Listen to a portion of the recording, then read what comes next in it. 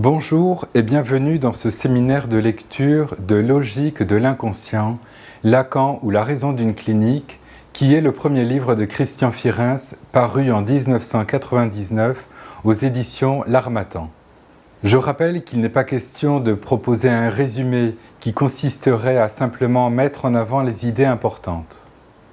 Non, il s'agit bien plus de souligner ce qu'il y a de nouveau dans cette façon de questionner la psychanalyse, d'être attentif aux conséquences que cela entraîne pour la pratique de la psychanalyse.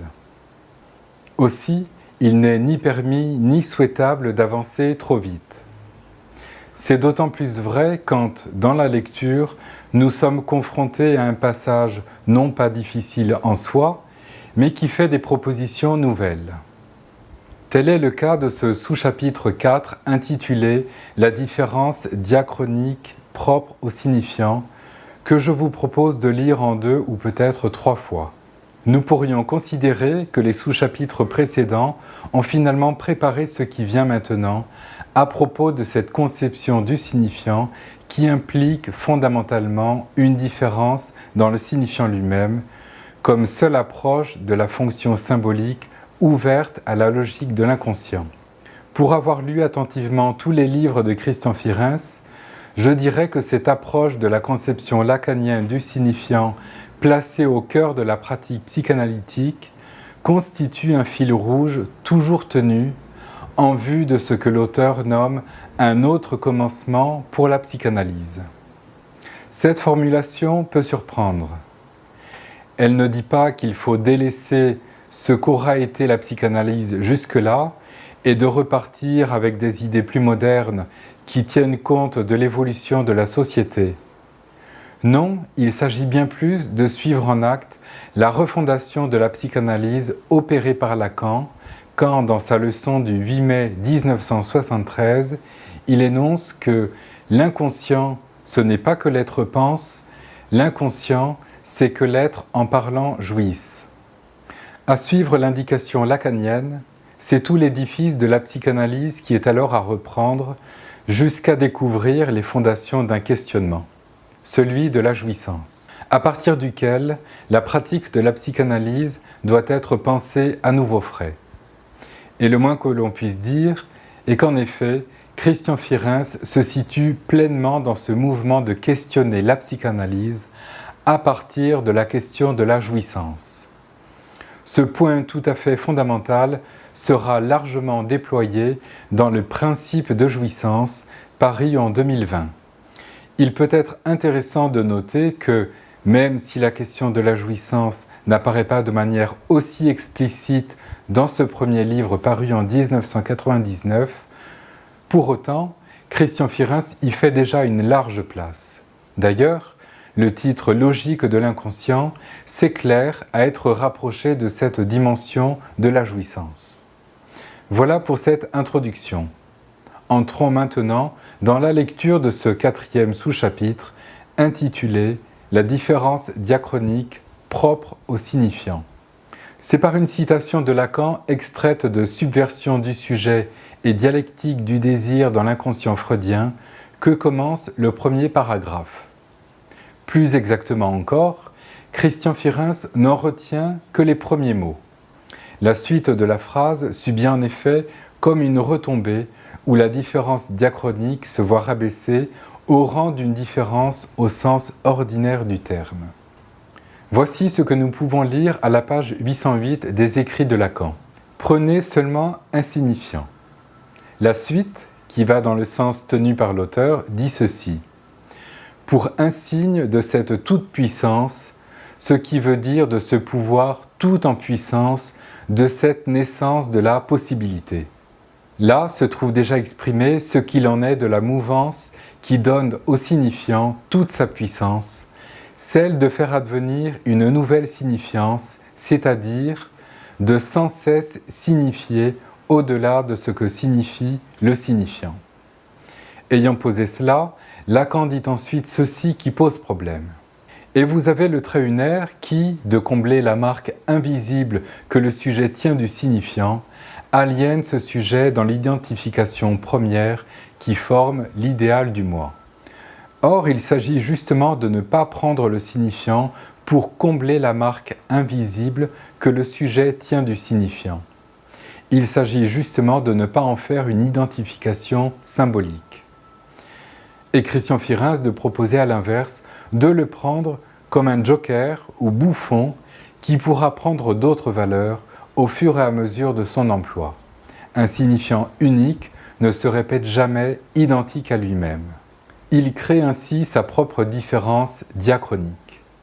Je rappelle que Lacan a initialement présenté Subversion du sujet et dialectique du désir dans l'inconscient freudien en septembre 1960 et qu'il faudra attendre l'année suivante pour que dans son séminaire L'identification, Lacan expose d'une façon nouvelle la fonction du signifiant S1, S2 à partir de la double boucle du 8 intérieur qui permet la formation du cross-cap et la structure du fantasme.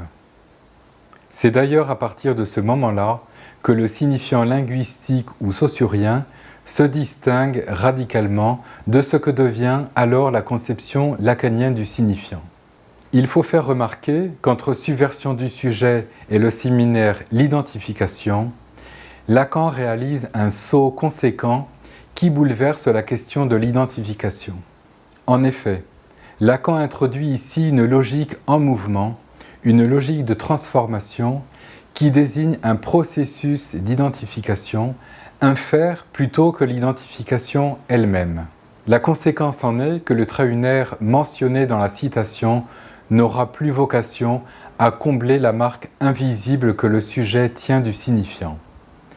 Le signifiant dit lacanien implique alors l'opération symbolique d'effacement du contenu imaginaire, c'est-à-dire un faire qui réalise le degré zéro du savoir en S de grand tabaret, le vide au lieu du grand autre. Et un tel dégagement conduit à ce que devient véritablement le signifiant lorsqu'il est libéré de son référent. C'est à cette condition que peut alors s'entendre l'équivoque du signifiant S2 comme ouverture sur l'essence du trait unaire en tant que degré zéro du savoir qui correspond à l'impasse du réel produite par le discours analytique à partir duquel l'inconscient peut inventer selon le principe de jouissance. Un signifiant, un seul donc, suit sa propre trajectoire sans cesse transformée qui se dessine, voire même se destine, au gré de sa répétition renouvelante comme moteur tout en puissance de cette naissance de la possibilité elle-même inhérente au mouvement du dire qui fait l'articulation de S1 à S2 où S1 répété devient S2 différent de lui-même. Ceci est un point important, il n'est pas vain d'insister là-dessus. En ce sens, toute tentative qui viserait à utiliser le signifiant dans le but de fixer l'identité du sujet, même à titre d'identification symbolique, rate littéralement le processus signifiant à l'œuvre dans le passage de S1 à S2 qui implique nécessairement la différence diachronique. Tout signifiant part de la structure élémentaire d'une langue particulière, laquelle langue comporte un lexique, une grammaire et une combinaison de phonèmes qui lui sont propres.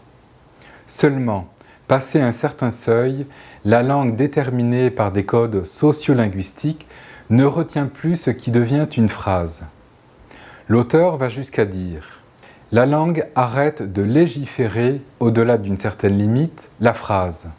Autrement dit, la langue sert de support pour un glissement où quelque chose échappe fondamentalement.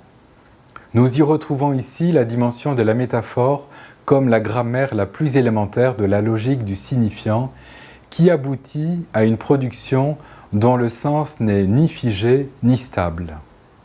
La phrase, en tant que signifiant, suit sa propre voie sans tenir compte des codes prescrits par telle langue donnée. Du fait de la différence diachronique, le signifiant continue sa route sans jamais se laisser attraper.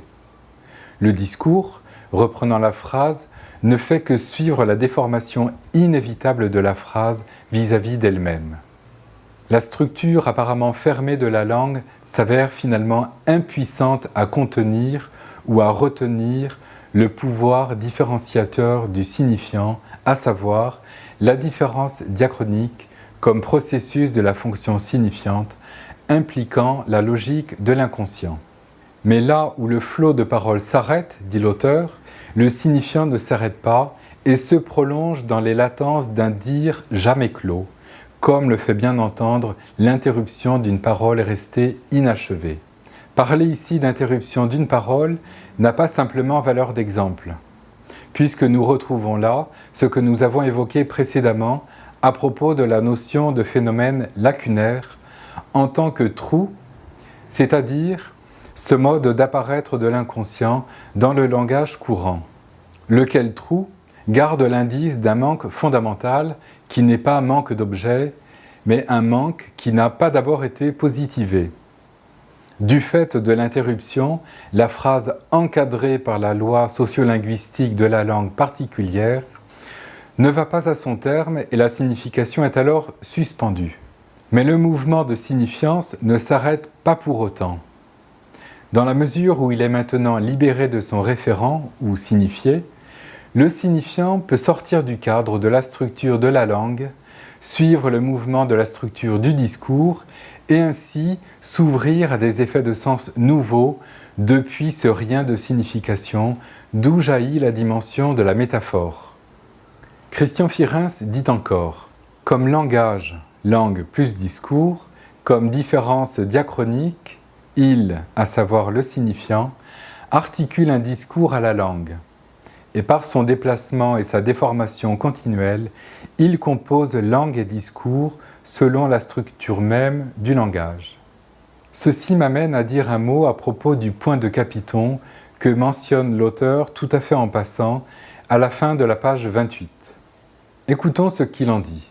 Un discours reprend la phrase, la connote et la déforme.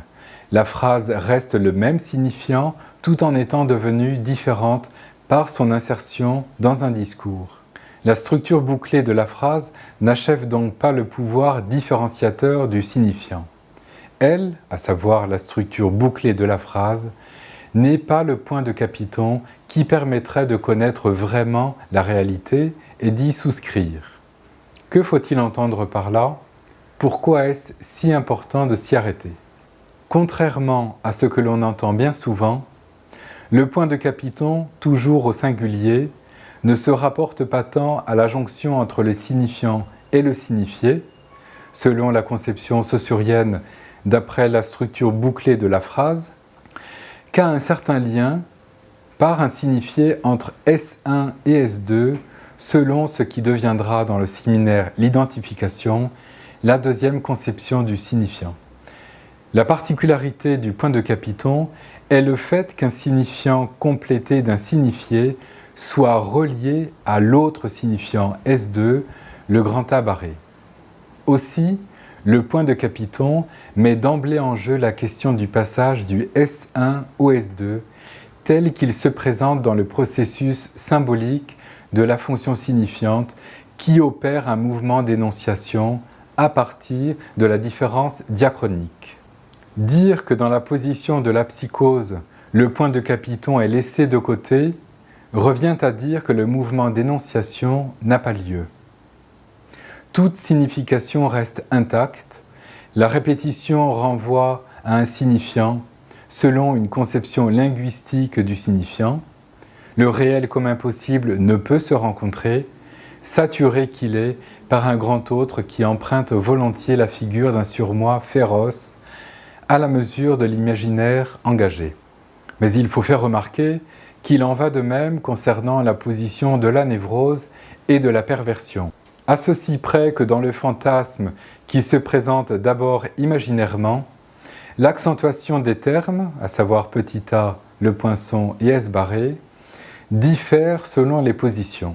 Quoi qu'il en soit, indépendamment des positions de psychose, névrose ou perversion, le point de capiton relie toujours déjà le S1 à ce qui est déjà en devenir, à savoir S2 selon la conception lacanienne du signifiant, qui implique fondamentalement la différence diachronique.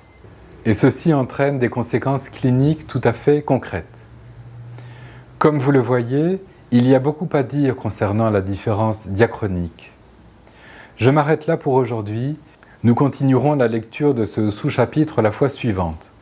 Je vous donne rendez-vous mercredi prochain pour une nouvelle émission consacrée aux pensées poétiques de Hölderlin et à mercredi dans 15 jours pour la suite du dialogue avec le texte psychanalytique.